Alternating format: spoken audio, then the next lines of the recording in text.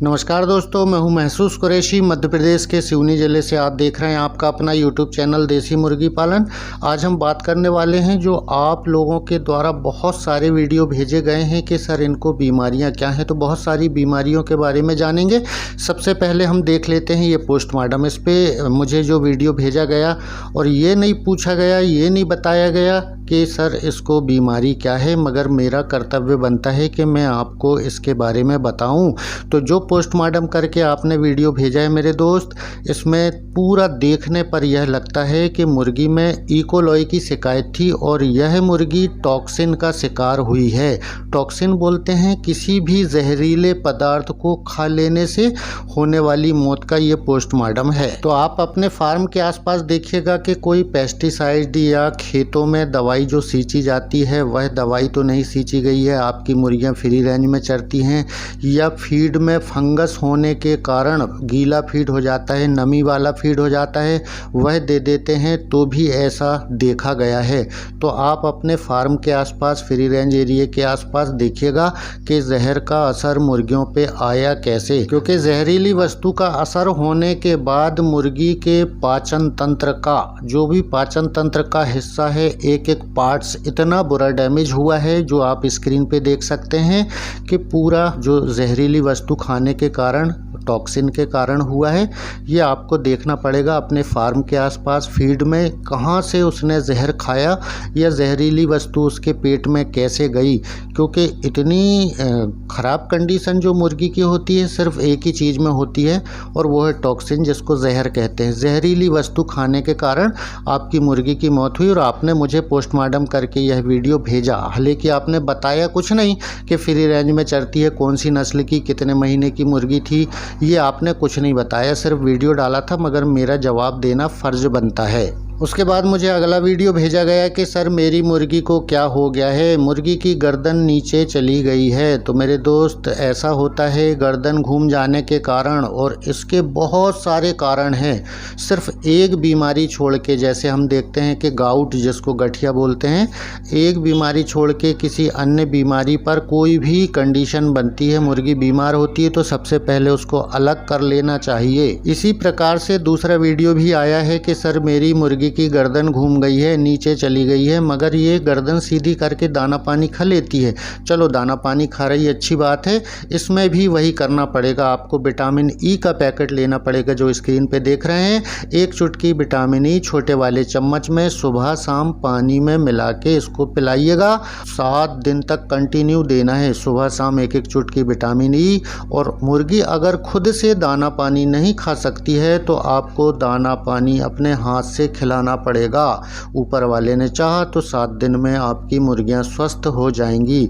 और गाउट छोड़ के सारी बीमारियों पर जो भी हमें मुर्गी देखते हैं कि हम इसमें बीमारी के सिम्टम्स हैं या सारी मुर्गियों से अलग देखने में आ रही है, तो उसको अलग करके ही दवा देना चाहिए।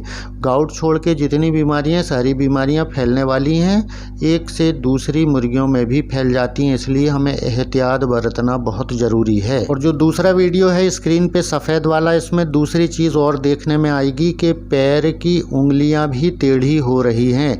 तो इस मुर्गी को विटामिन ई के साथ साथ विटामिन बी कॉम्प्लेक्स भी देना पड़ेगा, जो स्क्रीन पे देख रहे हैं आप, एनाबोलाइट मिक्स।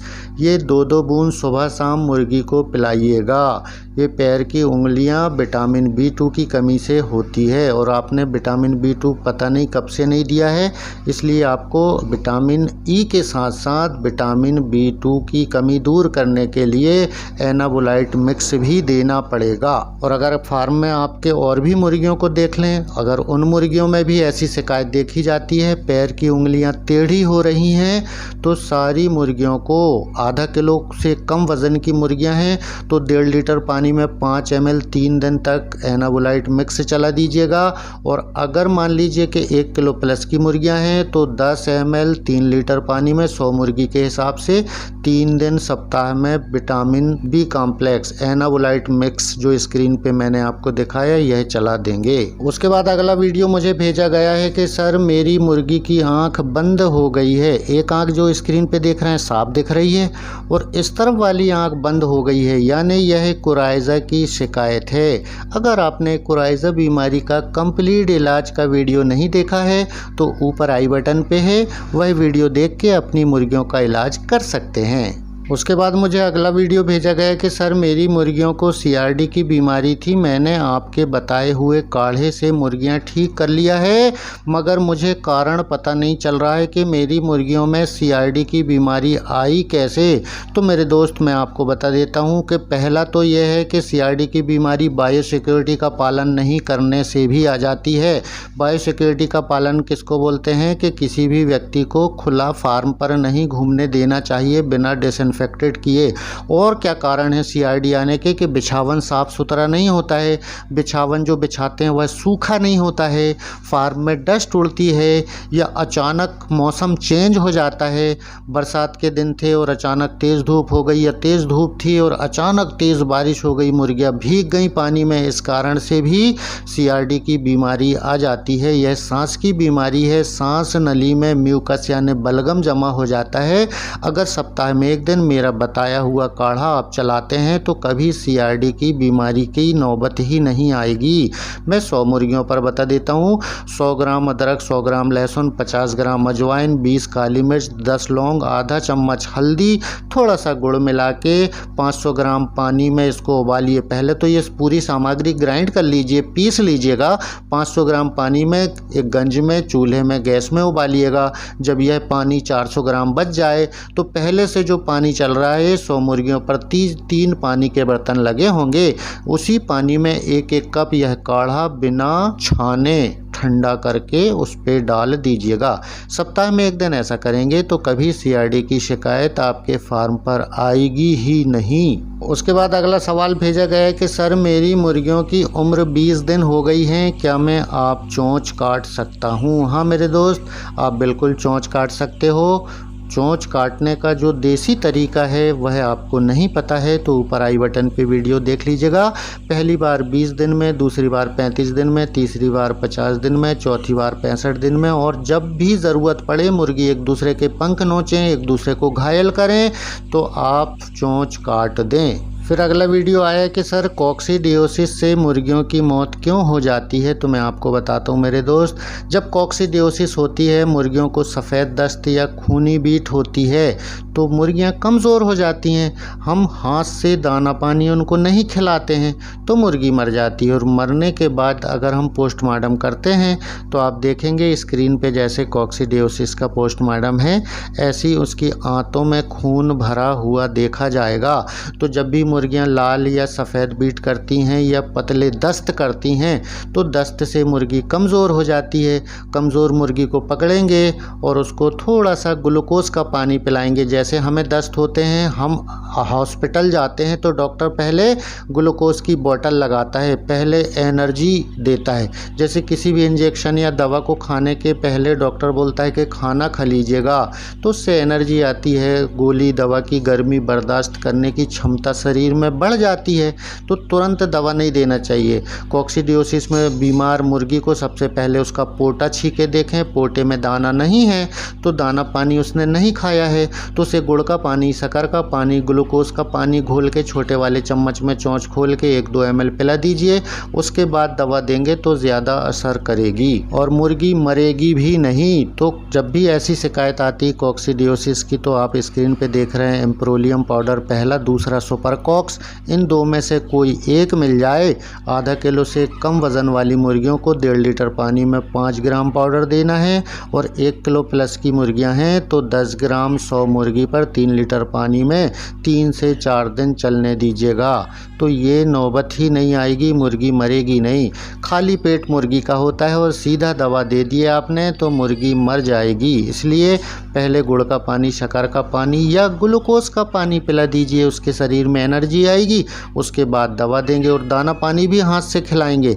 गुड़ का पानी, शक्कर का पानी या ग्लूकोज का पानी देने के बाद दाना और पानी भी पिलाएंगे, खिलाएंगे। उसके बाद दवा देंगे तो मुर्गी मरेंगी नहीं। उसके बाद जो मुझे अगला वीडियो भेजा गया है यह है जो फार्मर वैक्सीन करना नहीं जानते हैं या वैक्सीन करते आता ही नहीं है तो वो तैयार माल ले लेते हैं। तो आप स्क्रीन पे देखें 3 वैक्सीन किया हुआ माल इन्होंने खरीदा, इसके बाद भी मुर्गियों पर रानीखेत जैसी घातक बीमारी का असर है। इसलिए कहा जाता है कि डे ओल्ड चिक्स खरीद कर अपने हाथ से वैक्सीन करना चाहिए, क्योंकि हम वैक्सीन करते हैं हमारा तरीका अलग होता है और जिसने वैक्सीन किया है हमने जहाँ से कब तैयार माल खरीदा है तो पता नहीं उसने किया भी है या नहीं, यह कैसे प्रमाणित होगा या कैसे हम यकीन करेंगे।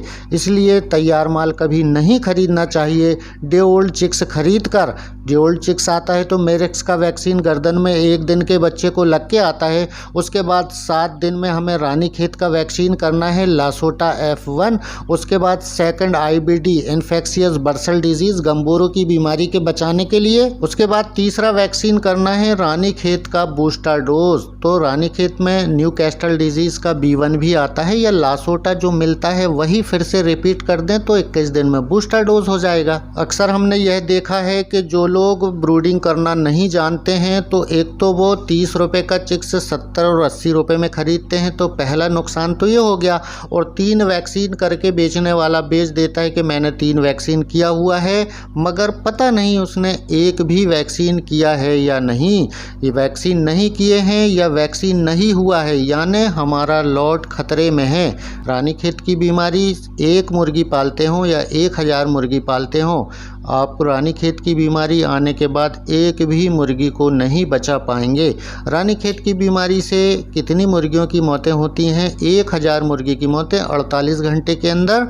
मेरे चैनल पे वीडियो है, अगर वह देखे नहीं है तो ऊपर आई बटन पे यह वीडियो देख लीजिएगा। उसके बाद मुझे अगला वीडियो भेजा गया कि सर मैं सुबह उठ के जब अपने फार्म जाता हूँ, पूरे फार्म का विजिट करता हूँ, घूमता हूँ, तो मुझे हर दिन 1 या 2 मुर्गियाँ मरी मिलती हैं, मगर जब मैं बारीकी से बीट चेक करता हूँ तो मुझे चॉकलेट कलर की बीट दिखाई देती है कुछ मुर्गियों पर। तो मेरे दोस्त ये कॉक्सीडियोसिस की बीमारी है, यह इम्यून सिस्टम कमज़ोर होने के कारण मुर्गी में आती है। इसका वायरस मुर्गी के शरीर पर ही रहता है।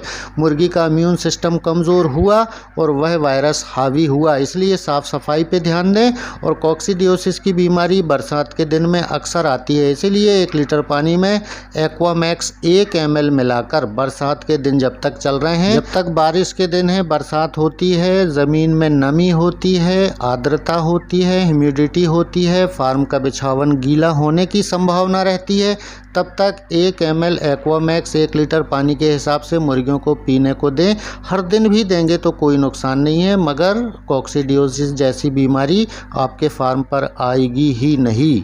और उनके द्वारा भेजी गई फ़ोटो यह है जो मुर्गियां चॉकलेट कलर की पीली और पतली बीट कर रही हैं, ये 100% कॉक्सीडियोसिस ही है। उसके बाद मुझे अगला वीडियो भेजा गया कि सर मुर्गी में सुस्तपन है और मुर्गी ऊपर गर्दन करके मुंह खोल के सांस लेती है, गर्दन झटकती है, तो यह CRD की बीमारी है। CRD का पूरा नाम क्रॉनिक रेस्पिरेटरी डिजीज़ है। सांस नली में म्यूकस यानी बलगम भर जाने के कारण सांस लेने में दिक्कत होती है।